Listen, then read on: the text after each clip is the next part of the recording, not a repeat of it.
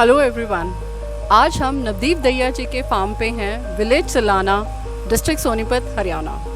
आज हम इनसे कुछ पूछेंगे, कुछ सवालात करेंगे और इन्हीं की ज़ुबानी सुनेंगे इनका एक्सपीरियंस, इनकी लर्निंग्स एक्वाकल्चर में। Hello Navdeep ji. Hello ma'am. Navdeep ji, आप कब से एक्वाकल्चर में हैं? मैम पिछले 2 साल से मैं एक्वाकल्चर प्रैक्टिस कर रहा हूँ। इससे पहले मेरे पास पॉन्ड था, विलेज पॉन्ड लीज पे लिया हुआ था मैंने, और साइड बाय साइड अपना आरएएस की कंस्ट्रक्शन चल रही थी। नवदीप जी बाय प्रोफेशन एक सिविल इंजीनियर हैं, तो आइए इनसे पूछते हैं क्या मोटिवेशन थी, क्या इंस्पिरेशन थी कि इन्होंने अपना एक फ्लरिशिंग और एक प्रॉमिसिंग करियर छोड़ के एक्वाकल्चर को अपनाया। मैम कोरोना टाइम के ड्यूरेशन के बीच में बहुत सारे ऑप्शंस, कोरोना टाइम के ड्यूरेशन पे बहुत सारे ऑप्शंस एक्सप्लोर कर रहा था कुछ अपना बिजनेस सेटअप करने के लिए। तो बहुत सारे ऑप्शंस के बाद फिर शॉर्टलिस्ट करके एक्वाकल्चर मुझे काफ़ी बेटर ऑप्शन लगा। इसमें रिटर्न और आउटपुट्स, और बाय द टाइम आरएएस के बारे में पता चला तो ये काफ़ी टेक्निकल सेटअप था, और फॉरेन कंट्रीज़ के अंदर मैक्सिमम कमर्शियल प्रोडक्शन आरएएस के थ्रू ही हो रही है। इंडिया में अभी इतना ज़्यादा नहीं इसके बारे में प्रचार है, लोगों को नहीं पता है कि क्या पूरा कंप्लीट सेटअप है, क्या इसकी एफिशिएंसी है। तो आई थॉट, थोड़ा टेक्निकल बैकग्राउंड था मेरा, तो ये थोड़ा डिफरेंट लगा, इसलिए आरएएस की साइड मेरा रुझान हुआ। और यहाँ पर जब मैं इसकी कंस्ट्रक्शन करवा रहा था तो इन हैंड फिशरीज़ का एक्सपीरियंस लेने के लिए मैंने side by side lease ponds ले लिए, जिसमें मुझे काफ़ी अच्छा रिटर्न मिला फर्स्ट ईयर के बाद। तो आप आरएएस के साथ साथ पॉन्ड कल्चर के अंदर भी हैं। आरएएस के अंदर आपको क्या जैसे कहते हैं, क्या तकलीफ़ें आई, क्या आपको चैलेंजेस फेस करने पड़े, किस तरीके का सपोर्ट सिस्टम आपको मिला, और मार्केट की तरफ से जो एक्सपेक्टेशंस थी क्या आप वो पूरी कर पाए? मैम अभी मेरा ये फर्स्ट कल्चर है। रिगार्डिंग मार्केट और कितना इकोनॉमिक्स बैठता है उसके बारे में तो अभी मैं डिटेल्स में नहीं बता पाऊँगा, बट आरएएस के अंदर जो मुझे प्लस पॉइंट्स लगे कि ये पूरा कंट्रोल्ड एनवायरनमेंट है, और इनलैंड फिशरीज़ में अपना नॉर्थ इंडिया में यहाँ पे कोस्टल एरिया नहीं है, तो जो कोस्टल एरिया के फिशेज़ हैं उनको भी हम यहाँ पे कंट्रोल्ड एनवायरनमेंट के अंदर बहुत सारे ऑप्शंस हैं हमारे पास के कंडीशंस को हम अपने पार्ट पे ऑल्टर करके उन फिशेज़ को भी यहाँ कर सकते हैं, जो कि अपने नॉर्थ में नहीं नॉर्मल ओपन पॉन्ड्स में की जा सकती हैं। तो बेस्ट पार्ट मुझे यही लगा कि इसमें natural calamities, rain, winter, summer, उससे कुछ इतना ज़्यादा इशू नहीं है, सब कुछ कवर्ड है, बहुत कम लेबर की रिक्वायरमेंट है यहाँ पे। तो ये पार्ट को देखते हुए आरएएस ज़्यादा बेटर लगा। रिगार्डिंग चैलेंजेस, तो अभी कोई बहुत ज़्यादा सक्सेसफुल आरएएस मॉडल्स अपने एटलीस्ट इधर हरियाणा पार्ट में मुझे देखने को नहीं मिले, या गवर्नमेंट की साइड से भी कोई इतना मतलब कि कोई गाइडलाइंस फिक्स नहीं है, या कोई प्रोटोटाइप नहीं बना हुआ है जिसको देख के आदमी रेप्लिकेट कर ले कि हाँ दैट्स इट, के इसको रेप्लिकेट किया और वो आपका सक्सेसफुल चलेगा। तो जो इनिशियली बहुत बेसिक से स्टार्ट किया है मैंने, मतलब बहुत ज़्यादा स्टेप्स नहीं रखे हैं बेसिक आरएएस सिस्टम में। इसमें प्रोविजंस छोड़ दिए गए हैं कि जैसे रिफ़ाइन करना है वो एज़ पर माई एक्सपीरियंस और कल्चर्स लेने के बाद जो जो एड ऑन्स करने हैं वो मैं इसमें एड ऑन्स करता रहूँगा। बाकी सब्सिडी पार्ट पे और गवर्नमेंट के ऑफिशियल्स की तरफ से मुझे जो टेक्निकल असिस्टेंस चाहिए थी वो उन्होंने मुझे काफ़ी फार्म्स विज़िट भी किए गवर्नमेंट ऑफिशियल्स ने, डीएफओ ने, और इवन चंडीगढ़ से भी, तो वो मुझे गाइड काफ़ी अच्छे से। दीप जी, आपने एक कन्वेंशनल अप्रोच से हटके कुछ अप्रोचेस रखी हैं अपने आरएएस सिस्टम में, तो कुछ उनके बारे में हमें डिटेल में बताएंगे, कुछ उनके बारे में एलैबोरेट कर सकते हैं कि उनसे रिगार्डिंग आपका एक्सपीरियंस किस तरीके का रहा?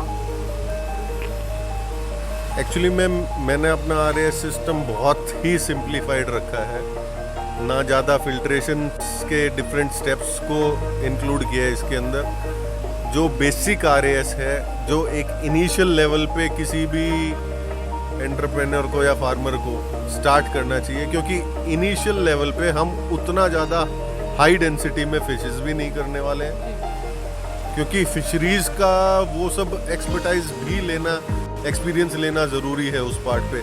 सिर्फ एक टेक्निकल ऑप्शंस के हाँ ठीक है ये फ़िल्टर ये चीज़ क्लीन कर देगा, ये फ़िल्टर ये चीज़ क्लीन कर देगा, उससे नहीं होगा। जो फ़िश को हैंडल करने का है, फ़िश की बीमारियां हैं, डिजीज़ हैं, उसका मेटाबॉलिक सिस्टम है, उसकी जो साइकिल है, उसके बारे में जब तक थॉरो नॉलेज नहीं होगी तो उतना हाई डेंसिटी में हम कल्चर नहीं करने वाले हैं। और अगर उतना हाई डेंसिटी नहीं जाना है तो बहुत सारे सिस्टम्स की हमें आरएएस में जो कि हम नेट पे या यूट्यूब्स पे देखते हैं कि ये फ़िल्टर रिक्वायर्ड है, ये रिक्वायर्ड है, उन सब की ज़रूरत हमें नहीं पड़ती है। आरएएस बहुत सिंप्लीफाइड है।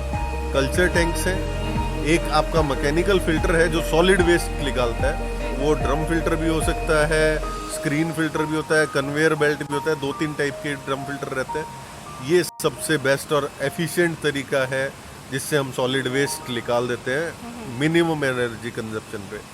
सेकंड अपना बायो फिल्टर है जिसमें बायोलॉजिकली जो बहुत फाइन वेस्ट है उसको हम रिड्यूस करते हैं। तो मेरे सिस्टम के अंदर बेसिकली यही 2 स्टेप्स हैं। एक सेडिमेंटेशन टैंक है, वो बहुत सिंप्लीफाइड टेक्निक हर जगह पे इस्तेमाल होती है कि कोई सस्पेंडेड सॉलिड बच गया है किसी भी तरीके से तो वहाँ पे पानी को स्टेगनेंट रखने से वो सेटल डाउन हो जाता है। तो ये सिर्फ 3 स्टेप में मेरा आरएएस है कि culture tank, drum filter, bio filter, sedimentation और पंप बैक। इसके अलावा मैंने प्रोविज़न रखा है यूवी और ओजोन के लिए, लेकिन अभी उतनी हाई डेंसिटी में मैं कल्चर नहीं कर रहा हूँ कि उन सब चीज़ों की ज़रूरत पड़ी। अभी मेरे को अप्रैल महीने से मैंने स्टार्ट किया था, अभी तक मुझे ऐसी कहीं पे रिक्वायरमेंट उन सब चीज़ों की नहीं लगी। बाय द टाइम अगर ऐसा कुछ लगेगा तो वो कभी भी इंस्टॉल किए जा सकते हैं साइड बाय साइड, प्रोविजन सुन के रखे। दीप जी, हम मानते हैं कि आपने एक बहुत अच्छी अप्रोच रखी है कि आपने आगे के लिए प्रोविजंस छोड़े हैं, पर जैसे कि हम लोग जब भी कोई नया काम शुरू करते हैं, कोई नई चीज़ शुरू करते हैं, तो अपनी तरीके के उसके अंदर कोई अलग चैलेंजेस आते हैं या कहीं ना कहीं हमें प्रॉब्लम्स फेस करनी पड़ती है, जिससे जब हमने आपसे वार्तालाप शुरू करी, जब हमारा आपसे इंटरेक्शन हुआ तो हमें पता चला आपको बायो फिल्ट्रेशन टैंक्स में कुछ इश्यूज़ आ रहे थे। तो क्या उसके बारे में आप हमें थोड़ा बताएंगे? मैम एक्चुअली बायो फिल्टर रास सिस्टम के अंदर जितना मुश्किल फिशेस को पालना है उससे ज़्यादा मुश्किल बैक्टीरिया कल्चर है, क्योंकि बैक्टीरिया हमें दिखता भी नहीं है, उसकी क्या प्रॉब्लम्स है वो समझ में भी नहीं है। फिजिकली तो कुछ एसेसिबल है ही नहीं। फिश का तो फिजिकली हम लोग देख लेते हैं कि हाँ ये बीमार है, फीड नहीं ले रही, ये नहीं है। तो उसके अंदर एक माइक्रोबायोलॉजिस्ट की नॉलेज बहुत ज़्यादा ज़रूरी है।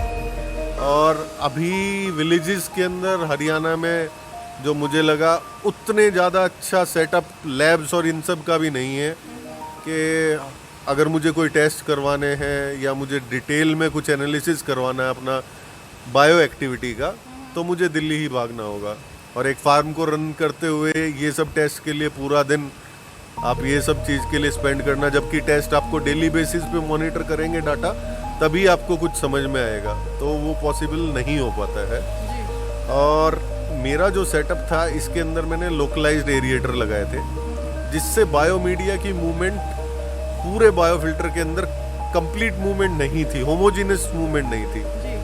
बायोमीडिया बहुत अच्छे से फ्लूइडाइज्ड होता है, बट लेकिन जिस पोर्शन में एरिएटर का इम्पैक्ट है सिर्फ उधर ही हो रहा था, लोकलाइज्ड। उसके बाद मैंने अभी फिर ब्लोअर्स यूज़ किए हैं जिसमें बॉटम में स्पाइडर्स लगा के यूनिफॉर्मली एरिएट किया है बायोफिल्टर को। तो उसके बाद से काफ़ी अच्छा मूवमेंट मिल रहा है। और जितना ज़्यादा मेरा बायोमीडिया जिसके ऊपर बैक्टीरिया है उसको जितना ज़्यादा सरफेस एरिया मिलेगा इंटरेक्शन के लिए पानी के साथ, यानी कि सिंपल भाषा में बात करूं, जितनी ज़्यादा उसकी मूवमेंट होगी तो उसको उतना ही उस पानी का गंध खाने के लिए ईजी रहेगा। उसके लिए वो खाना है, उसके लिए वो एक्सेसिबिलिटी ईजी रहेगी, उसको खाना ठीक से मिलेगा, एरिएशन प्रॉपर मिलेगी, तो उसकी सर्वाइवेबिलिटी ज़्यादा बढ़ेगी, एफिशिएंसी ज़्यादा बढ़ेगी बायोफिल्टर की। तो अभी मेरा सिस्टम काफ़ी ज़्यादा स्टेबल है पहले के कंपैरिजन में। Deep ji, out of your learning and experience, आपके हिसाब से, आपने इतनी रिसर्च करी है, आपने इतना स्टडी करा है, तो आपके हिसाब से डिफ्यूज्ड एरिएशन बेटर है या सरफेस एरिएशन? जैसे कि मैं अभी पिछले क्वेश्चन में बताया, बायोफिल्टर के अंदर डिफ्यूज्ड एरिएशन जो ब्लोअर्स को हम यूज़ करते हैं उससे मुझे काफ़ी बेटर रिजल्ट्स मिले हैं। जो आपका लोकल एरिएटर है वो एक पर्टिकुलर एरिया के अंदर इम्पैक्ट डालता है, उसका उतना होमोजीनियस मूवमेंट नहीं रहता है बायोमीडिया का बायोफिल्टर के अंदर। और ब्लोअर जो है वो हमारा बड़ा मल्टीपर्पज़ डिवाइस है, उसको हम as per site conditions farm में अगर मेरी फिशेस की डेंसिटी कम है तो सेम ब्लोअर से मैं मल्टीपल टैंक्स को ऑपरेट कर सकता हूँ। लोकलाइज्ड एरिएटर के साथ आपका जिस टैंक के अंदर वो है वो सिर्फ उसी में इम्पैक्ट करेगा, तो काफ़ी एनर्जी एफिशिएंट हो जाता है in terms of electricity consumption और पावर सेविंग में अगर मैं बात करूँ तो इसकी। बाकी ब्लोअर्स के साथ जब मैं इसमें हम डिफरेंट आउटलेट्स डालते हैं, स्पाइडर्स लगा लीजिए, एरिएशन हॉर्सेस लगा लीजिए, तो बहुत सारे कॉम्बिनेशंस हैं जिनको हम ट्राई करके अपने सिस्टम को और बेटर एफिशिएंट बना सकते हैं, जो कि एक लोकलाइज्ड एरिएटर के साथ पॉसिबिलिटीज़ नहीं है बिल्कुल। तो ओवरऑल मुझे लगता है कि ब्लोअर काफ़ी एफिशिएंट और जिसको विद टाइम एंड एक्सपीरियंस हम बहुत ज़्यादा एफिशिएंसी उसकी एनहेंस कर सकते हैं, मल्टीपल पर्पज़ के लिए उसको यूज़ भी कर सकते हैं, तो ब्लोअर्स आर बेटर। नवदीप जी अब थोड़े से एक्सपीरियंस भी हैं तो इनसे जानते हैं कि जो अपकमिंग फ़िश फार्मर्स हैं एक्वाकल्चर में, उनको ये क्या टिप्स देना चाहेंगे एरिएशन से रिलेटेड। एरिएशन का ऐसा है मैम कि डिपेंड करता है आप कौन सी फिशेस कर रहे हो। बहुत बार ऐसा बोला जाता है कि ये फिशेस को एरिएशन की रिक्वायरमेंट नहीं है, ऐसा नहीं होता है। कोई भी पानी अगर ऐसा होता तो मछली पानी की बजाय ज़मीन पे भी रहने लगती है अगर एरिएशन की ज़रूरत नहीं होती। हर फिशेस की रिक्वायरमेंट है, उसको पानी का डिजॉल्व ऑक्सीजन ही चाहिए, लेकिन रेंज हो सकता है अप डाउन, किसी की कम किसी की ज़्यादा। लेकिन जब हम पानी के अंदर ऑक्सीजन लेवल ज़्यादा रखते हैं तो पानी का इकोलॉजिकल सिस्टम जो है ओवरऑल, जो उसके अंदर प्लैंटॉन्स हैं, अगर मैं पॉन्ड कल्चर वगैरह की बात करता हूँ, प्लैंटॉन्स हैं, जू प्लैंटॉन्स हैं, फिशेस हैं, तो वो ओवरऑल इकोनॉमिकल आपका इकोलॉजिकल कल्चर बेटर रहता है। वो साइकिल ज़्यादा अच्छी रहती है जिसमें नेगेटिव बैक्टीरियाज नहीं आते हैं, पॉजिटिव बैक्टीरियाज आपके एनहेंस्ड रहेंगे। आपका फ़िश का जो फीड वाला कि उसको और प्लैंटॉन्स, जू प्लैंटॉन्स खाने को मिलेंगे। फ़िश का जो वेस्ट है वो जो बैक्टीरियाज खाते हैं, नाइट्रोसोनोमस और नाइट्रोबैक्टर, उनको वो वेस्ट को अमोनिया को कन्वर्ट करने के लिए भी ऑक्सीजन चाहिए।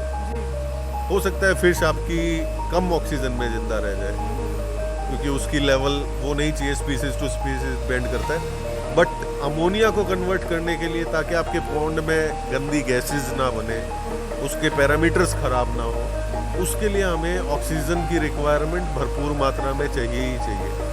तो एक सफिशिएंट लेवल ऑक्सीजन का पॉन्ड के अंदर बहुत इम्पॉर्टेंट है to maintain a healthy pond. अब नवदीप जी से हम एक आखिरी क्वेश्चन पूछना चाहेंगे।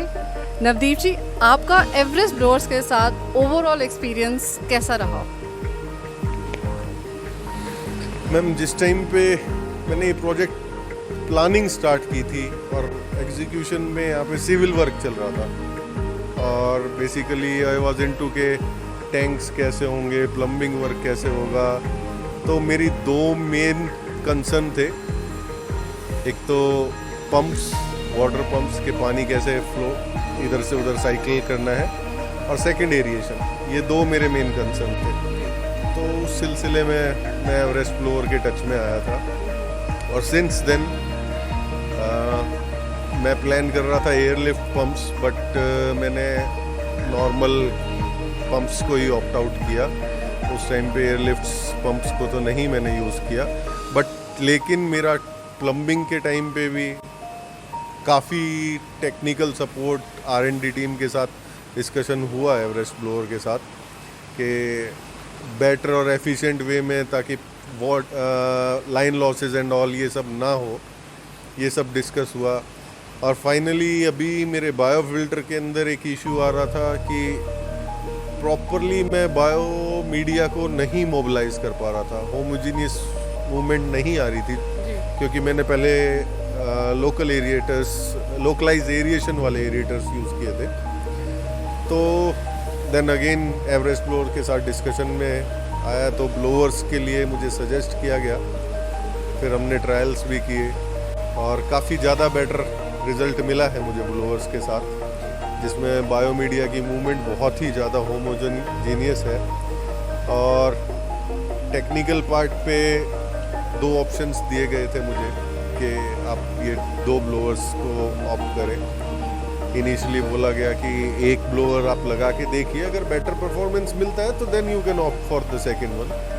तो एक से ही मुझे इतना बेटर ऑप्शन मिला कि सेकंड की रिक्वायरमेंट मुझे नहीं लगी और सिंगल ब्लोअर की हेल्प से ही मेरे 2 बायो फिल्टर्स हैं, बेसिकली RAS 2 पार्ट में डिवाइड किया हुआ है, तो दोनों बायो फिल्टर्स बहुत अच्छे से वर्क कर रहे हैं।